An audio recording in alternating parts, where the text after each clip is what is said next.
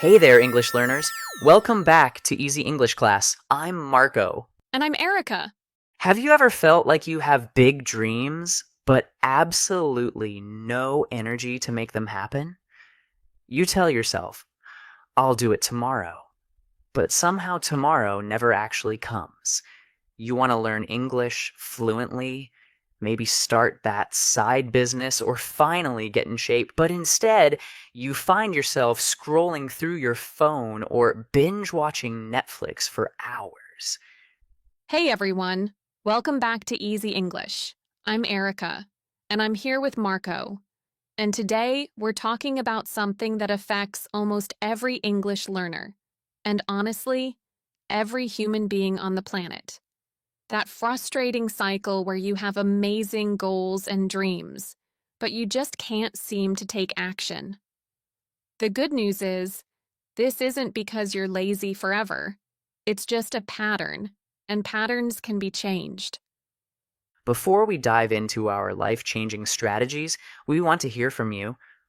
What's the one thing you keep saying, I'll do tomorrow, about? Is it practicing English speaking, starting that online course, or maybe finally organizing your study space?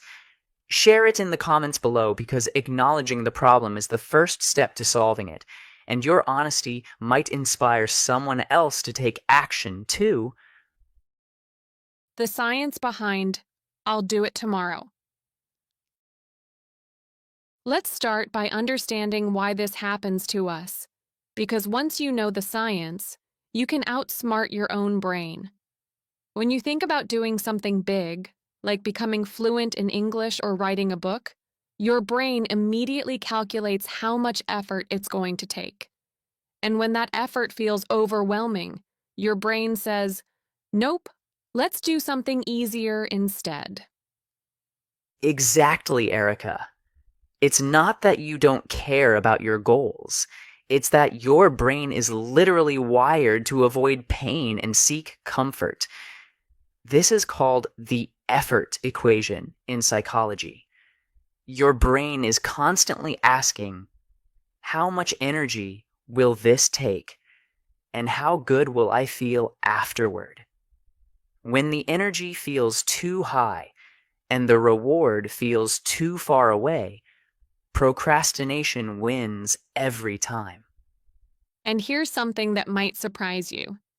This happens to everyone, even the most successful people you admire. The difference is that successful people have learned to work with their brain instead of against it. They've discovered tricks to make big tasks feel smaller and starting feel easier. Have you ever noticed how some days you feel motivated and other days you don't?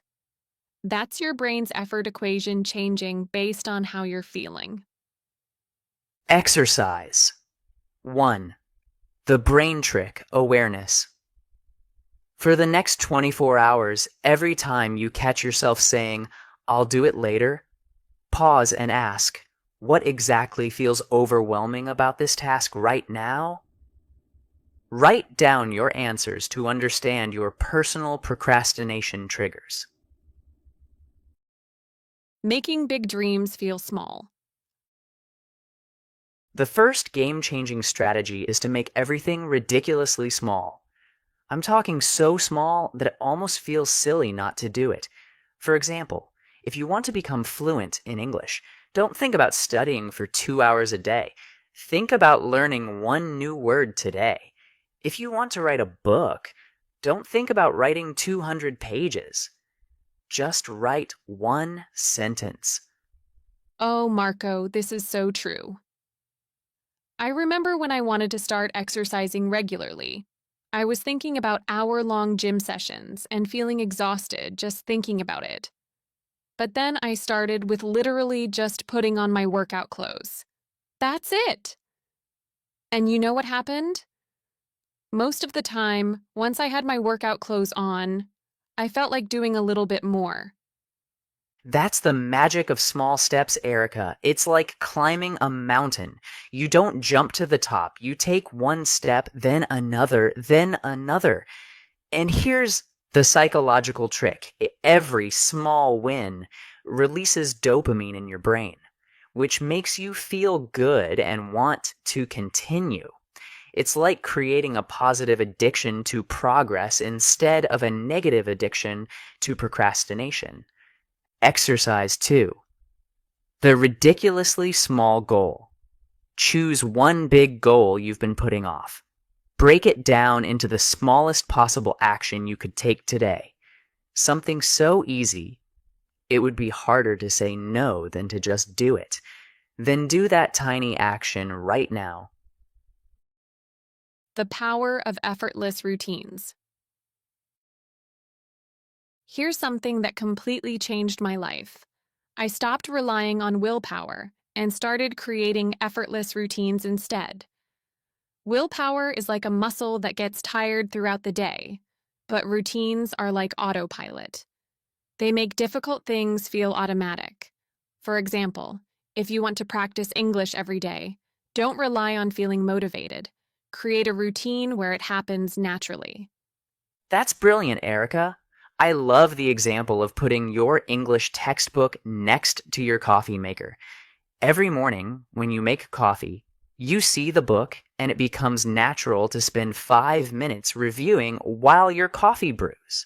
It's like creating environmental cues that make good choices easier than bad choices. Exactly. And here's the beautiful thing about routines. They remove the mental energy of decision making. When something becomes routine, you don't have to think about whether you want to do it or not. You just do it. Think about brushing your teeth. You don't debate whether you feel like it. You just do it because it's routine. We can create the same automatic response with our English learning goals. Exercise 3. The routine. Identify one routine you already do every day without thinking. Now attach a tiny English learning habit to that routine. For example, brush teeth, plus review 5 vocabulary words or make coffee. Listen to one English song. The magical 2-minute rule. Now let's talk about one of the most powerful productivity secrets I've ever learned, the 2-minute rule. Here's how it works. When you want to do something but you're feeling resistant, promise yourself you'll only do it for 2 minutes. That's it. Want to read an English book? Read for 2 minutes. Want to practice speaking? Speak for 2 minutes. The goal isn't to accomplish a lot, it's just to start. Marco, this technique literally saved my language learning journey. I used to feel so overwhelmed thinking about studying for hours, but when I told myself just 2 minutes, it felt so easy that I couldn't say no. And here's the amazing part. Most of the time, once I started, I naturally continued for longer because starting is always the hardest part. That's the psychological magic, Erica. It's like pushing a ball down a hill. The first push requires the most energy, but once it's rolling, it keeps going on its own. The 2-minute rule tricks your brain into starting, and momentum takes care of the rest. Even if you only do 2 minutes, you've still built the habit of starting, which is more valuable than not starting at all. Exercise 4. The 2-minute challenge. Right now, choose one English learning activity you've been avoiding. Set a timer for exactly 2 minutes and start. Don't think about doing more. Just commit to those 2 minutes. Notice how you feel when the timer goes off. Rewarding the start, not just the finish. Here's something most people get wrong. They only reward themselves when they finish something big. But the secret is to reward yourself for starting. Every time you take action, even a tiny action, celebrate it in some small way. Maybe it's listening to your favorite song, taking a short walk, or just giving yourself a mental high five and saying, "I'm proud of myself for starting." That's such an important mindset shift, Erica. Most people are waiting for the big achievement to feel good, but successful people feel good about the small steps along the way. When you reward starting, you're training your brain to associate taking action with positive feelings, which makes you want to start more often. Exactly. And the rewards don't have to be big or expensive. Sometimes I reward myself for practicing English by watching a funny video or texting a friend about my progress. The key is to make starting feel good, because when something feels good, you naturally want to do it more often. Have you ever noticed how you keep doing things that make you feel good, even when they're not necessarily productive? Exercise 5. The celebration ritual. Create a simple 30-second celebration ritual for every time you start working on your English goals. This could be playing a favorite song, doing a little dance, or writing "I did it" in a journal. Use this ritual every time you start, no matter how small the action. Turning failure into fuel. Let's talk about something that stops a lot of people: the fear of failure and the shame that comes with not being consistent. Here's the truth that nobody talks about. Everyone fails. Everyone has off days and everyone struggles with consistency. The people you admire aren't perfect. They just know how to get back up quickly when they fall down. Oh, Marco, this is so important. I used to think that if I missed one day of English practice, I was a failure and I might as well give up. But then I learned that failure isn't the opposite of success. It's actually part of the journey to success. Every time you fail and get back up, you're building resilience and proving to yourself that you can handle setbacks. That's such a powerful reframe, Erica. Think of failure like learning to ride a bicycle. You don't expect to do it perfectly the first time, and every time you fall off, you learn something new about balance and coordination. The same is true with building new habits. Every failure is actually data about what works and what doesn't work for you personally. Exercise 6. The failure reframe. Think of a recent time when you failed to stick to an English learning goal. Instead of focusing on what went wrong, write down 3 things you learned from that experience and how you can use that knowledge to do better next time. Building momentum with micro wins. Now let's talk about one of my favorite concepts, micro wins. These are tiny victories that happen throughout your day, and they're absolutely crucial for building long-term motivation. When you learn one new English word, that's a micro win. When you understand one sentence in a movie without subtitles, that's a micro win. When you catch yourself thinking in English for just a moment, that's a micro win. I love this concept, Erica. Most people are so focused on the big goal that they completely miss all the small progress they're making every day. But here's the thing. Your brain doesn't know the difference between a small win and a big win when it comes to releasing those feel-good chemicals. Every micro win gives you a little boost of motivation and confidence. Exactly. And the beautiful thing about micro wins is that they compound over time. It's like a snowball rolling down a hill. It starts small, but every rotation makes it bigger and more powerful. The key is to actively notice and celebrate these small victories instead of dismissing them as not enough. Have you ever accomplished something small but then immediately thought, but I should have done more? Exercise 7. The Micro Win Journal. For 1 week, write down at least 3 English learning micro wins every day. These can be as small as I pronounced a difficult word correctly, or I understood a joke in English. Notice how this practice changes your motivation levels. Creating accountability without pressure.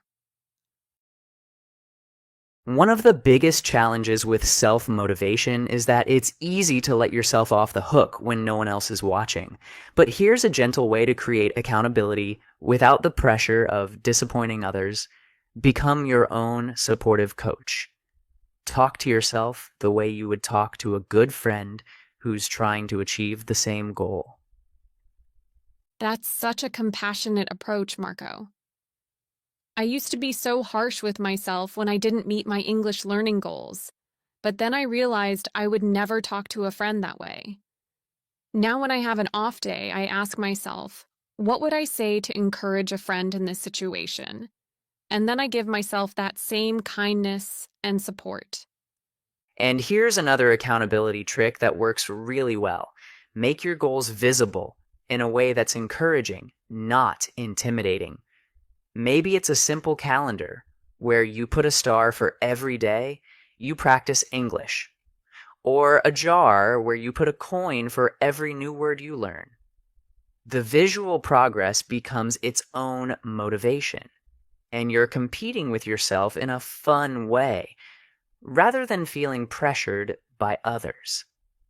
Exercise. 8. The self-coaching practice. Record a 2-minute voice message to yourself explaining why your English learning goal is important to you and what you'll say to encourage yourself on difficult days. Save this message and listen to it whenever you need motivation. The compound effect of tiny actions. Here's something that will completely change how you think about small efforts. The compound effect. This is the idea that small actions, done consistently over time, create massive results. It's like a savings account for your skills. Every tiny deposit of effort earns interest and grows exponentially over time. That's such a powerful metaphor, Erica. People often underestimate small actions because they can't see immediate results, but consistency is like a superpower that most people don't recognize. Learning 5 new English words per week doesn't seem like much, but over a year, that's 260 new words.